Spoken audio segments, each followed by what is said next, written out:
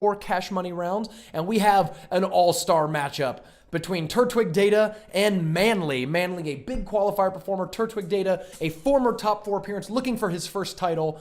And we have, well, we've got that lovely Expo deck here. So I'm trying to get the things lined up. So we got Bowler Expo. Bowler Expo, and we have Giant Lumberjack Bowler on the other side. So it's going to be a Giant Lumberjack Poison archetype with a Bowler assisting. You can just replacing the mini P.E.K.K.A with the Lumberjack. So taking a look at this, yeah, this is the Giant Bowler Poisonless for Manly. This is actually a pretty fun matchup because it's like sort of the definitive meta deck, right? Yes. Like Bowler and Lumberjack both got buffed about 2 weeks ago, and the Giant Bowler Poisonless with these card makeups have been very, very popular. All of Frozen Peak is represented in Manly's deck, by the way. All the Arena 8 cards are hanging out in his deck. TurtwigData is playing X-Bowler, a deck that him and Woody popularized a few weeks ago when Turtwig and Woody both top 4'd with the same deck. We have really seen the deck fall out of favor. We haven't seen a lot of people playing it since, but TurtwigData is representing it here back in the top 8. Actually, Frozen Peak is represented in his deck as well. Yes. All 3 Arena 8 cards are in both decks. But the thing to look for in Turtwig's deck is he's going to play the Bowler behind his King Tower. When it gets near the river, he's going to set up the Expo so that the Bowler, with its splash damage and its knockback, can keep things off of the Expo. Log functions as sort of a second Bowler, right? It's a defensive card. It's a zap.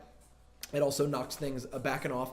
And then, of course, you have Lumberjack, which is a new addition to the deck. Lumberjack will defend in front of the Expo. When it dies, it drops the Rage, and then you have a Raged Expo.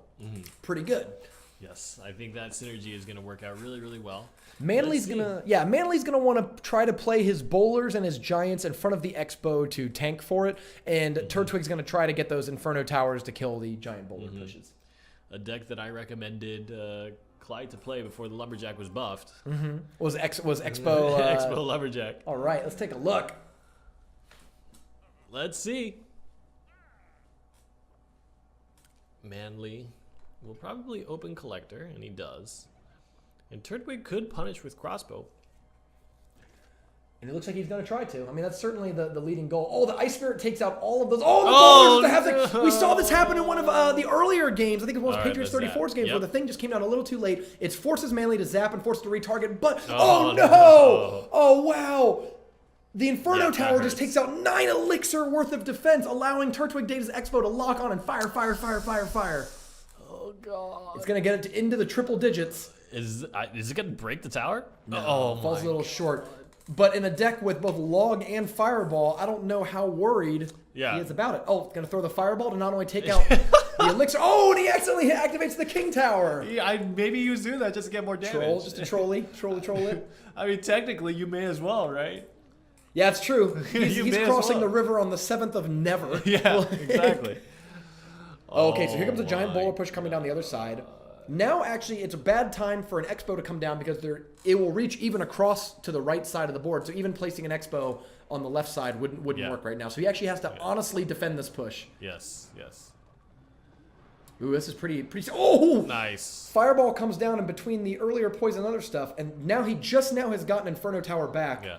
Perfect timing, too, because the Lumberjack was far enough back. Giant was down, Bowler was low health, and the Rage didn't do anything. I'm really impressed with Fireball in that situation over Poison, because while Poison could have been played there and helped grind that stuff out, there would have been some Musketeer attacks, some Bowler attacks that hit on the tower. The instant, blinking those things away with Fireball allowed TurtwigData to keep a significant amount of health on his tower. That could have been sub 1500 for sure. Yes.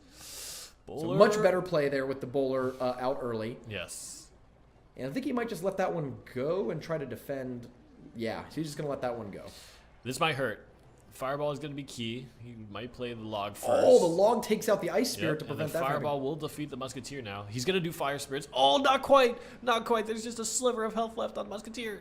Ooh, and the Ice Spirit gets taken down, and whoa, okay, one shot. But again, TurtwigData is clearly a very experienced tournament player who knows the exact damage and interaction between his cards, because instead of, fireballing there like I think you and I would have, he knew that he could have pulled that off with 2 less elixir, which is important, and only taking a little bit of damage on his tower for doing so. Nice. Oh, great play. Oh, but he's going to walk out of range. Great Takes the fireball tower. hit. Whoa! Oh, it doesn't quite walk out. So fireball plus log wipes out lumberjack and Yes. musketeer, which is really important because those two cards are very, very common Yeah. in these giant sort of poison decks. Yeah, and an 8 for 6, especially to know that you never have to think about them again, Yeah. is really, really great. Yeah, for sure. And that's the same cost as Zap, keep in mind, too, right? Because, like, Fireball plus Zap doesn't kill Mini P.E.K.K.A. or Lumberjack, but because Log does more than Zap, that might work out. So, I mean, that game was awesome. TurtwigData's deck is out. His Expo deck is off the field. He can't play it anymore. But that's a deck that doesn't use Zap and uses a lot of very unsuspecting cards and made it pretty far. Let's see if he can close it out and get into the top 4. With the mirror deck. Woo, buddy. 2 innovative decks. Just showing people that you can really play weird meta stuff and still be very successful. I think a lot of people feel like, oh, the game is all Minor Inferno. It's all Giant Bowler. There's no other decks you can play. Well, TurtwigData and a lot of these other members of the Super Magical Cup are showing us week after week that lots of weird decks are really out there. You just got to be very innovative and creative in your deck building. So he's switched. Go move Bowler down here to the bottom side. But Manly, not out of it yet. Manly is running a minor... it's like a triple legendary minor deck. No poison, no Inferno Tower. This looks to me to be more of a minor, maybe like a minor cycle deck, right? Where he wants to try to get those guards or the Mini P.E.K.K.A. to connect with the tower. Yes, yes. And of course, we've seen Rocket Mirror many times before today.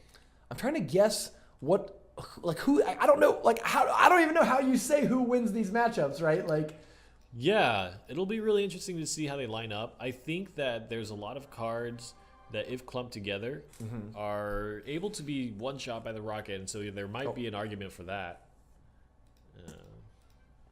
yeah, I mean, he's got an Elixir Collector, right? So Manly can never get out 2 pumps at a time, because if he ever plays a second pump, it will be somewhere where you can rocket it. So, he may not know. TurtwigData's thinking about rocking it. There it is.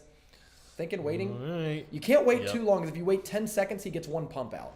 So he does it just early enough to take all 7 pumps off of the tower, while the Ice Wizard and the Princess duel to the death there in the middle. Ice Wizard's going to go up and do all of, I don't know, 80 damage. Yeah. No, not even. 50. Here comes a Bowler, going to be attracted by the Minor. The Minor, that's one of the more common things we've seen. But, oh, wow, the one-hit Mini P.E.K.K.A. allows the Bowler to turn back around and get that important knockback on the Mini P.E.K.K.A. Well defended. Right. So Manly has to deal with this Bowler here. And while Bowler is not a huge offensive threat, it does require attention, right? Like, you have to play something into it. Skeletons to extend his cycle just a little bit to see what his opponent will play. I like that, too, because they're good at cleaning up the guards while the Bowler's tanking for it. Yes. Oh! Oh, just barely. By the skin of her teeth. Oh, good placed Fireball. Yep. One downside of Fireball versus Poison is the smaller radius. Yes. And so I think a lot of the center placed princesses might just be just out of range. Used to be the same. Fireball used to be 3.5. I'm surprised he didn't go after the Elixir Pump there, because even though it's on the opposite side, I think that doing like kind of splitting your damage up between the 2 towers, but especially taking out the pump, would still be valuable. And I'm really surprised that Manly didn't just play that in the center, unless he was purposely trying to draw the Rocket over to the right side. Because if he plays it in the center, it's just Rocket immune. And the Fireball's already been played, so you don't have to worry about getting Fireballed right away either. Absolutely.